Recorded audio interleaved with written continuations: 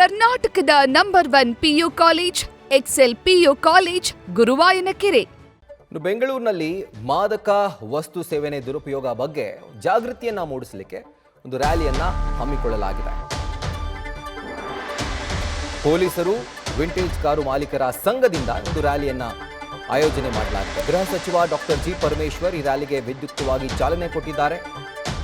ವಿಧಾನಸೌಧದ ಮುಂಭಾಗದಲ್ಲಿ ಈ ರ್ಯಾಲಿ ಈಗ ಆರಂಭವಾಗಿದೆ. ರ್ಯಾಲಿಯಲ್ಲಿ 75ಕ್ಕೂ ಹೆಚ್ಚು ವಿಂಟೇಜ್ ಕಾರುಗಳು, ಬೈಕ್ಗಳು ಭಾಗಿಯಾಗಿದ್ದಾವೆ.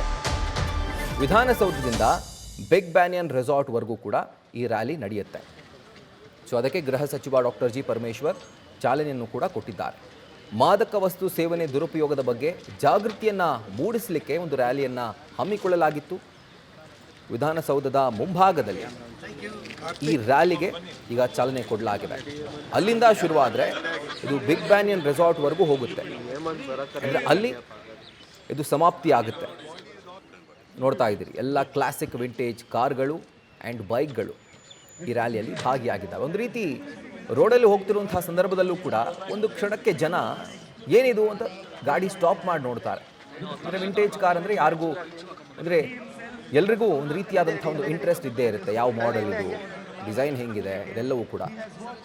ಸೊ ಈಗ ವಿಂಟೇಜ್ ಕಾರ್ಗಳನ್ನ ಬಳಕೆ ಮಾಡಿಕೊಂಡು, ಬೈಕ್ಗಳನ್ನ ಬಳಕೆ ಮಾಡಿಕೊಂಡು ಮಾದಕ ವಸ್ತು ಸೇವನೆಯ ದುರುಪಯೋಗದ ಬಗ್ಗೆ ಜಾಗೃತಿಯನ್ನು ಮೂಡಿಸಲಿಕ್ಕೆ ಒಂದು ರ್ಯಾಲಿಯನ್ನು ಮಾಡಲಾಗಿದೆ. ಈಗಾಗಲೇ ರ್ಯಾಲಿ ಆರಂಭವಾಗಿದೆ. ಸಿಕ್ಕಿರುವಂಥ ಅಪ್ಡೇಟ್ ಪ್ರಕಾರ ಗೃಹ ಸಚಿವ ಡಾಕ್ಟರ್ ಜಿ ಪರಮೇಶ್ವರ್ ಈ ರ್ಯಾಲಿಗೆ ಚಾಲನೆ ಕೂಡ ಕೊಟ್ಟಿದ್ದಾರೆ.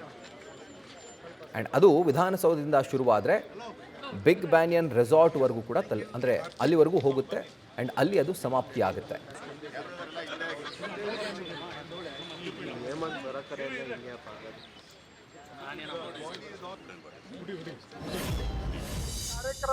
This is a fight against vintage cars drug ಇಂದ ಪಬ್ಲಿಕ್ ಗೆ ಬಹಳ ಅವೇರ್ನೆಸ್ ಬರ್ತದೆ.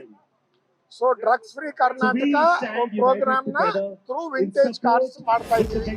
ಇವತ್ತು ಹಿಸ್ಟಾರಿಕಲ್ ವೆಹಿಕಲ್ಸ್ ಅಸೋಸಿಯೇಷನ್ ಬೆಂಗಳೂರಿನವರು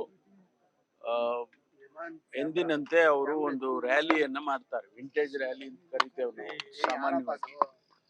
ಈ ವರ್ಷ ಅವರು ಈ ಆಂಟಿ ಡ್ರಗ್ಸ್ ಕ್ಯಾಂಪೇನ್ ಅಂತ ಏನು ನಾವು ಕರಿತೇವೆ, ಅದಕ್ಕೆ ಸಪೋರ್ಟಿವ್ ಆಗಿ ಈ ರ್ಯಾಲಿಯನ್ನ ಮಾಡ್ತಾ ಇದ್ದಾರೆ. ನಾನು ಅವರಿಗೆ ಅಭಿನಂದನೆಯನ್ನ ಈ ಮೊದಲನೇದಾಗಿ ಸಲ್ಲಿಸ್ತೇನೆ.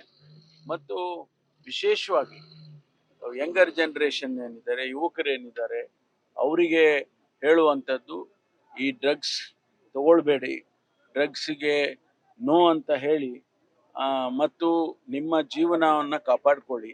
ಇಲ್ಲದೆ ಹೋದರೆ ನಿಮ್ಮ ಜೀವನ ಹಾಳಾಗುತ್ತೆ, ನಿಮ್ಮ ಕುಟುಂಬ ಹಾಳಾಗುತ್ತೆ, ನೀವು ಹಾಳಾಗ್ತೀರಿ. ಆ ಕಾರಣಕ್ಕಾಗಿ ನಾವು ಇಷ್ಟೊಂದು ವಿಗರಸ್ ಆಗಿ ನಾವು ಆ್ಯಂಟಿ ಡ್ರಗ್ಸ್ ಕ್ಯಾಂಪೇನನ್ನು ಮಾಡ್ತಾ ಇದ್ದೇವೆ.